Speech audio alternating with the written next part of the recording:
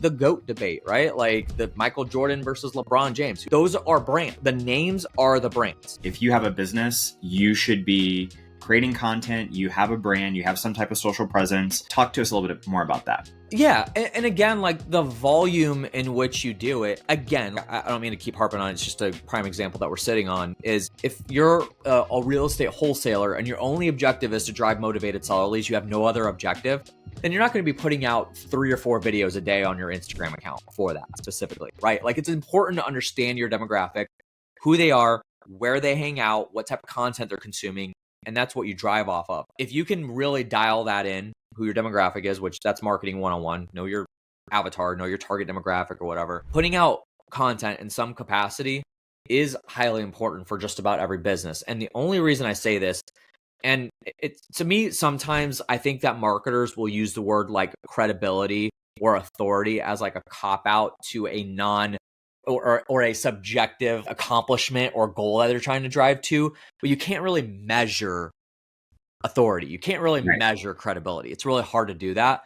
But ultimately, that's what brand building is. It's reputation management. So if I put out tons of videos on content, very prime example for myself, and this one stings just a little bit, but was putting out a lot of content when I first got going in this space. For me specifically, driving it as marketing.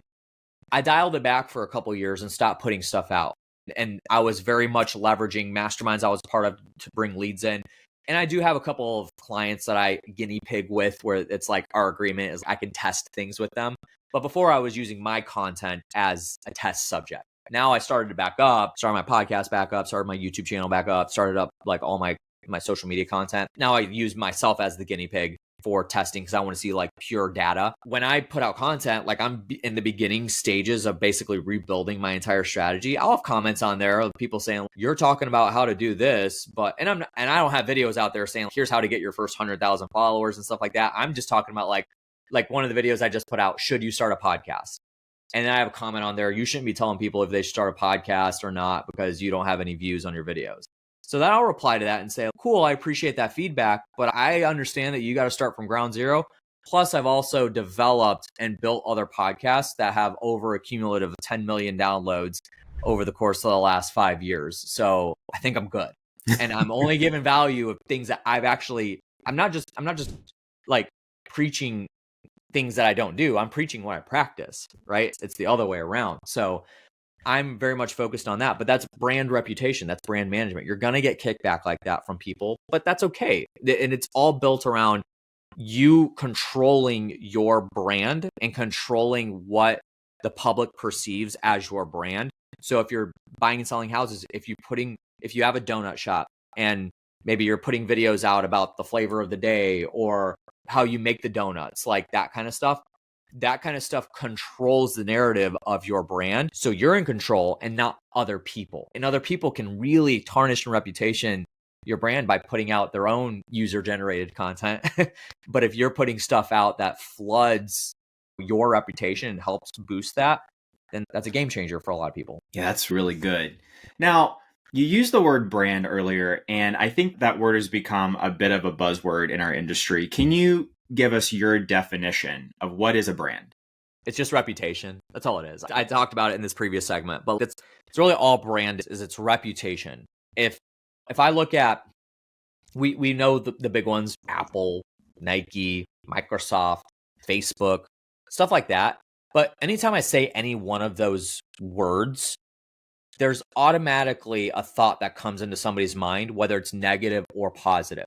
There's people out there that still today swear that Apple is the devil, right? Like they're just like, I'm never going to switch to an iPhone, never going to get a Mac device or anything like that.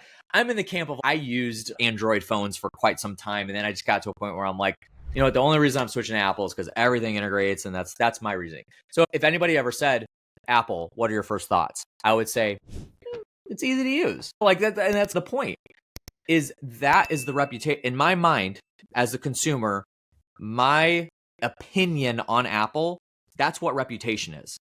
And so that dictates their brand, right? So if you look at any brands that are out there that have gone under or have any kind of negative connotation, whether they were endorsing something that they shouldn't have, or it had a lot of backlash, or even like a really good prime example I like to use is athletes. or music artists, right? Like their name is their brand. When you think of Patrick Mahomes, like people, you'll either like flood people with negative thoughts and they're telling you about how he's not the greatest, like how, and then you have the other camp of all the Chiefs fans think he's like Jesus and he's the second coming and stuff like that. It's no different. And it's no different in like the GOAT debate, right? Like the Michael Jordan versus LeBron James. Those are brands. So the names are the brands.